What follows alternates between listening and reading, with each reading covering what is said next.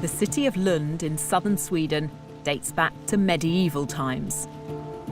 Over the centuries, it's witnessed plenty of change, but now there's a whole new sort of evolution going on. I'm here to meet some of the thousands of people in the country who are adapting their own bodies, who are inserting microchips under their skin. It means they may never have to carry a house key, train ticket or bank card ever again.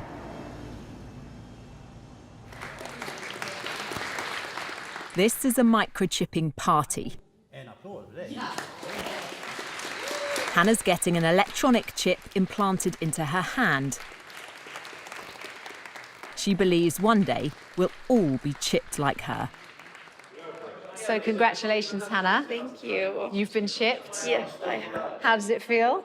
It feels good. I'm excited to see what I'll be able to do now. Can I touch it? Yeah, you can feel it there. I feel like this is the future. It's the next big thing that's gonna happen. Happy cyborg birthday. Happy cyborg birthday to you. Thank you. Congratulations. But is this sci-fi fantasy or practicality? I want to know why anyone would want to do this. For this teenager, microchips, it seems, are in her DNA. Felicia is my daughter and I'm the father. So you're a microchipped family? We will become one now today. Magnus and his daughter Felicia have come here together tonight because they believe this is the future. You're going to have an upgraded dad. Yeah. As they say, it was good being a human, but being a cyborg is better. Didn't feel a thing. It's a quick, simple procedure with potentially huge significance. So you're officially part machine. How does it feel? This is awesome. How cool is that? Good job. Do you think in a few years' time, in a decade perhaps, we'll all have things like this? Yes, of course. I really do think. For around £130, anyone can get a tiny microchip like this inserted just beneath the skin in their hands. I can't help feeling a bit squeamish about it, but maybe I'm just behind the times.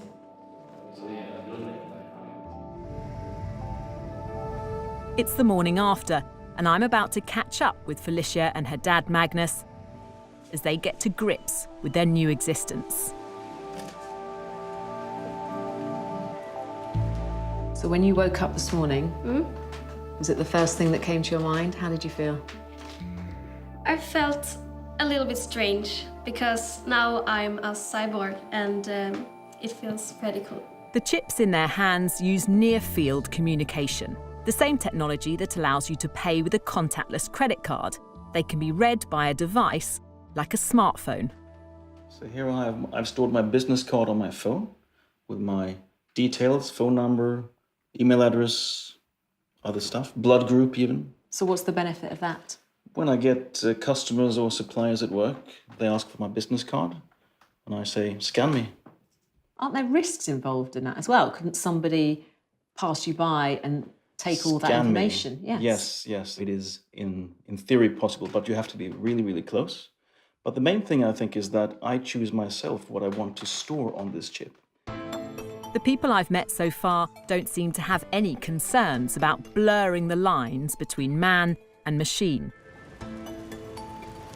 Hannes has made it his mission to convince more of us to get microchipped. He's what's known as a biohacker, someone who wants to improve their body with technology. What's wrong with just having contactless payment cards? We've all got phones. We've all got a set of keys. What's the point? The point is to reduce the hassle of exactly these things. Isn't that just the ultimate laziness? No, it's convenience. And convenience is a pretty powerful force. I mean, in the morning, every morning, when you stand there, going out your front door, you check your purse or your pockets. Okay, do I have my wallet, my charger, my keys, my phone, all my stuff? What if you could reduce that by half? It would declutter your life. Hannes has helped develop several microchips. He wants us all to hack our biology. Microchipping is, he says, just the start. I want us humans to open up and improve our sensory universe, our cognitive functions, and improve all different dimensions of being human. And there is so much we can do. You want to make us bionic? Indeed. I want to merge humans with technology, and I think it will be awesome. I want to understand why it's people in Sweden who are enthusiastically embracing this idea, when many others might be sceptical. This is a nation of early adopters. Sweden's set to become the world's first cashless society, and the economy here is driven by digital innovation. This national rail company has taken microchipping on board, with 2,500 passengers signing up to use their chip instead of a paper ticket. I've come to the capital, Stockholm, the epicenter of this tech revolution. At this shared office, hundreds of the workers have been microchipped, so no need for a security pass to get in. Per has had his chip for 3 years. So I take my chip and open the door. It means he can buy a drink without cash or a card, but for him, it's about much more than practicality. Do you enjoy being one of the first, being a pioneer of this technology? Absolutely. A whole bunch of questions come up, like, you know, is this ethical? Do we want to have that? Or will we be sort of a nation of cyborgs in the future, and what will happen? So a lot of sort of really interesting discussions come out from, you know, talking about the chip. It triggers an ethical debate. Yes. For critics, the biggest future concern is over data protection. As the amount and type of information we store on microchips becomes more advanced, so do the security risks. Ben Liberton, a British scientist working in Sweden, wants to know who will have access to the data stored inside and what they could do with it. So I have the information in my chip now. That's basically just me. If I don't use it for anything, then no one can really get any data on me.